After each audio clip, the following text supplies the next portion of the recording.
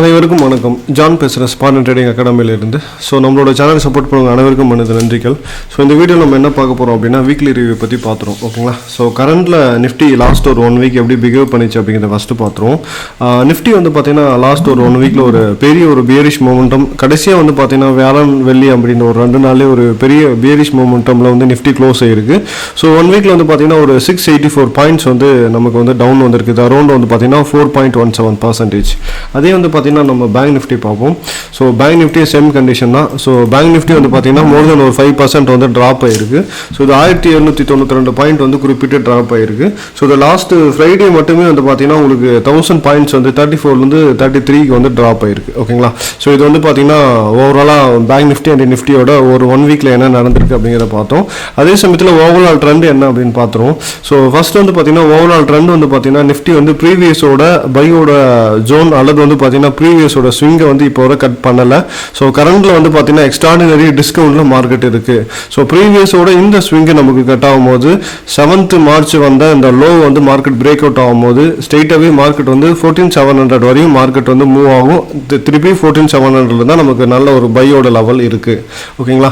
அதே சமயத்தில் நம்ம பேங்க் நிஃப்டி பார்த்துருவோம்.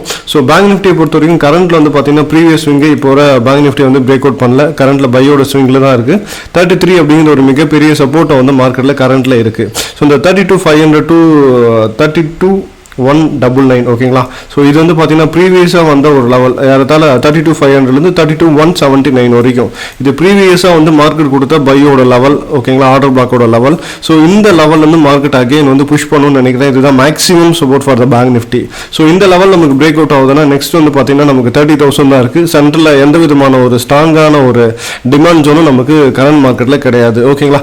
இன்கேஸ் கரண்ட்லேருந்து மார்க்கெட் வந்து பார்த்தீங்கன்னா பையோட ஜோன்லேருந்து ரிப்பீட் ஆகுது. ஏன்னா எக்ஸ்ட்ராடினரி பை லெவலில் நிற்கிது. ஸோ எக்ஸ்ட்ராடினரி டிஸ்கவுண்ட்னு சொல்லுவோம். ஸோ இங்கிருந்து மார்க்கெட் வந்து பார்த்தீங்கன்னா லோவை கட் பண்ணாமல் மார்க்கெட் புஷ் பண்ணுது அப்படின்னா ஸோ நம்மளோட அடுத்த டார்கெட் 16,200 16,600.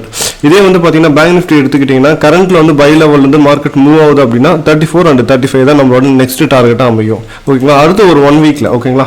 ஸோ லாஸ்ட் ஒரு 1 வீக்கில் நடந்த மொமெண்டமில் பெரிய லெவலில் நம்ம கவனிக்கப்பட வேண்டிய ஸ்டாக் என்னன்னு கேட்டிங்கன்னா State Bank of India. So இது நம்மளோட 12 ஸ்டாக்ஸில் ஒரு மேஜர் ஸ்டாக்ஸாக இது இருக்குது.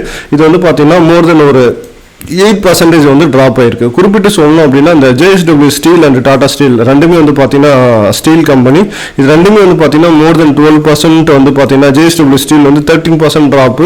இதே வந்து டாடா ஸ்டீல் எடுத்தீங்கன்னா 14% ட்ராப்பு. இந்த 12%க்கு மேலே போனாலே ஒரு பெரிய பேரிஷ் மொமெண்டம் ஃபார் வீக் அப்படின்னு நான் சொல்லுவேன். ஸோ இது ரெண்டுமே வந்து பார்த்தீங்கன்னா மோர் தென் வந்து 12% தாண்டி 14% ட்ராப் ஆயிருக்கு. ஸோ இந்த ரெண்டு ஸ்டாக்ல ஏதாவது பையிங் ஆப்பர்ச்சுனிட்டி கிடைக்குது, பையோட ஜோனை டெஸ்ட் பண்ணுதுன்னா நீங்கள் தாராளமாக வந்து பையிங்காக நீங்கள் எடுத்துக்கலாம். அதே சமயத்தில் வந்து பார்த்தீங்கன்னா பஜாஜ் ஆட்டோ ஓவராலாக 1 வீக்ல வந்து பார்த்தீங்கன்னா ஜஸ்ட் ஒரு 4% தான். இது ஒரு மொமெண்டமே நம்மளால சொல்ல முடியாது. ஸோ பெரிய லெவலெல்லாம் மார்க்கெட்டில் எதுவும் பையிங் நடக்கல. அதே சமயத்தில் நெக்ஸ்ட் ஒரு 1 வீக்கோட நேரோ ஸ்டாக்கு நம்ம பார்க்கும்போது Cipla, UltraTech cement, Sun Pharma இது மூணுமே வந்து பார்த்தீங்கன்னா ஒரு பெரிய லெவலில் வந்து ரேஞ்ச் பவுண்டாக கரண்ட் வீக்கில் நின்று இருக்கு.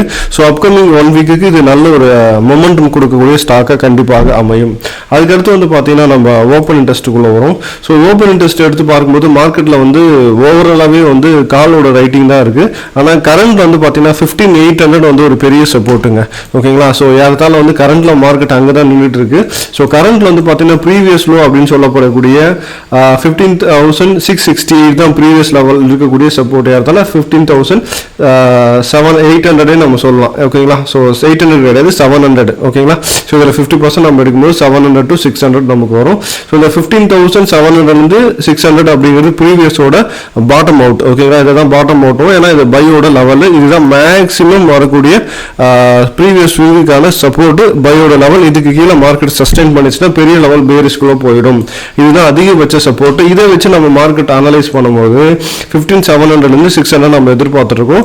இதை ஓப்பன் இன்ட்ரெஸ்ட்ல நம்ம எடுத்து பார்க்கும்போது நமக்கு 15,700 நல்ல ஒரு புட் ஷார்ட்ல இருக்கு. அதுக்கு கீழே விட்டுட்டீங்கன்னா 15,500 தான். ஸோ யூஸ்வலா வந்து பார்த்தீங்கன்னா 500 வந்து நிஃப்டியில் வந்து பெரிய சப்போர்ட்ஸ் இருக்கும். ஆனால் கரண்ட் நம்ம எடுத்து பார்க்கும்போது எங்க இருக்குதுன்னு கேட்டீங்கன்னா 15700ல ஒரு சப்போர்ட் வந்து கரண்ட்ல வந்து குரூஷியலா இருக்கு. ஸோ இதை வந்து நம்ம நோட் பண்ணிக்கணும். 15800 அப்படிங்கிற ஒரு அர்த்தமணியோட ஸ்டாடலா இருக்கலாம். ஆனா 15700 நல்ல ஒரு சப்போர்ட் இருக்குதுங்க. ஓகேங்களா. அதுக்கடுத்து FIDA டேட்டா பார்த்துருவோம். ஸோ யார்தாலும் ஒரு 9 ட்ரேடிங் செக்ஷன் மாசத்துல ஒரு பாதிலாம் முடிஞ்சிச்சு. இப்போ வர ஒரு நாட் ஈவன் சிங்கிள் டே வந்து பார்த்தீங்கன்னா பையிங் கிடையாது. ஸோ இது ஆஃப்டர் கொரோனா இது ஒரு மிகப்பெரிய செல்லிங் ப்ரெஷர் தான் கரண்ட் மந்த்தும். ஸோ அகெயின் புது ஒரு ஹிஸ்டரி கிரியேட் பண்ணுறாங்க போல இருக்கு. ஓகேங்களா. கண்டினியூஸாக நாங்கள் செல் பண்ணிகிட்டே இருக்கோன்ட்டு இப்போ வர இதுக்கான ஆப்பர்ச்சுனிட்டி நமக்கு வந்து பார்த்தீங்கன்னா பை சைடில் FI சைட்லேருந்து இப்போ வர நமக்கு வரல. ஸோ ஆனால் DI வந்து பார்த்தீங்கன்னா ஒரே ஒரு நாள் கூட செல் அடிக்கல. ஸோ முடிஞ்ச அளவுக்கு வந்து சப்போர்ட் பண்ணிட்டு இருக்காங்க. இருந்தாலும் பார்த்தீங்கன்னா ஒரு 6,000 க்ரோஸ் அப்படிங்கிறது நமக்கு ஸ்டில் நெகட்டிவாக தான் இருக்குது ஓவராலாக நம்ம பார்த்துட்டு இருக்கும்போது. அதே சமயத்தில் வந்து பார்த்தீங்கன்னா நம்ம ஈவெண்ட்டை பார்த்தோம் டபுக்குன்ட்டு. ஸோ ஈவெண்ட்டை பொறுத்த வரைக்கும் பாரதி ஏர்டெல் 17th வந்து result, ITC 18th result, doctor Reddy 19th, NTPC 20th. So இதெல்லாமே வந்து பார்த்தீங்கன்னா ஆல்ரெடி யாருன்னா ஸ்டாக் வச்சிருந்தீங்கன்னா கன்ஃபார்ம் உங்களுக்கு ஒரு நல்ல ஒரு டிவிடெண்ட் இருக்குதுன்னு நம்மளால தாராளமாக சொல்ல முடியும். இந்த ரிசல்ட்னால ஒரு பெரிய நெகட்டிவ் வந்துச்சுன்னா ஜாலியாக இருக்கும். ஏன்னு கேட்டிங்கன்னா நல்ல ஒரு டிஸ்கவுண்ட்ல இந்த ஸ்டாக் கிடைக்கிறதுக்கான பாசிபிலிட்டிஸ் இருக்குது. அப்படிதான் ஸ்டாக் மார்க்கெட்டில் இன்வெஸ்டாக நீங்கள் யோசிக்கணும். இது வந்து ஆல்ரெடி நீங்கள் ஸ்டாக் ஹோல்ட் பண்ணிட்டு இருக்கீங்க அப்படின்னா ஒரு நல்ல டார்கெட்டை நோக்கி வெயிட் பண்ணுங்க. ஸோ இந்த ரெண்டுத்தை தவிர ஸ்டாக் பேஸ் பண்ணி நான் ட்ரேட் பண்ணோம் அப்படின்னா நீங்கள் கண்டிப்பாக மாட்டிப்பீங்க. ஸோ இந்த ரெண்டுத்தை மட்டும் நீங்கள் ட்ரேட் பண்ணுங்க. ஆல்ரெடி ஸ்டாக் வச்சிருக்கீங்களா, ரெசிஸ்டன்ஸ் இருந்தால் ஷார்ட் பண்ணுங்க. அதாவது மார்க்கெட் ஒரு பெரிய மொமெண்டம் கொடுத்துச்சு, ரெசிஸ்டன்ஸுக்கு போயிடுச்சுன்னா ஷார்ட் அடிங்க. இதே வந்து இல்லை நான் அந்த ஸ்டாக் நல்ல company, for example ITC. So ITC நல்ல கம்பெனி ஆனால் பேட் ரிசல்ட் அப்படின்னா கண்டிப்பாக டிஸ்கவுண்ட் வரும். தாராளமாக நீங்கள் பையிங் ட்ரை பண்ணுங்க. இந்த மாதிரி தான் நியூஸை வச்சு நீங்கள் ட்ரேட் எடுக்கணுமே தவிர நியூஸ் நாளாலும் ட்ரேட் பண்ணக்கூடாது. ஓகேங்களா. ஸோ இதை வந்து கரண்ட் வீக்கில் நான் ஃபீட் பண்ணிக்கிறேன். ஓகேங்களா. அதுக்கடுத்து ஸோ ஓவராலாக நம்ம பார்த்துட்டு இருக்கும்போது கரண்ட்ல வந்து நிஃப்டி வந்து பை ஜோன் தான், பேங்க் நிஃப்டி பை ஜோன் தான். ஸோ பேரிஷ் போனாலும் நமக்கு ப்ரீவியஸோட லெவல் கட் ஆகாத வரைக்கும் நீங்கள் பை சைட்லேயே நீங்கள்.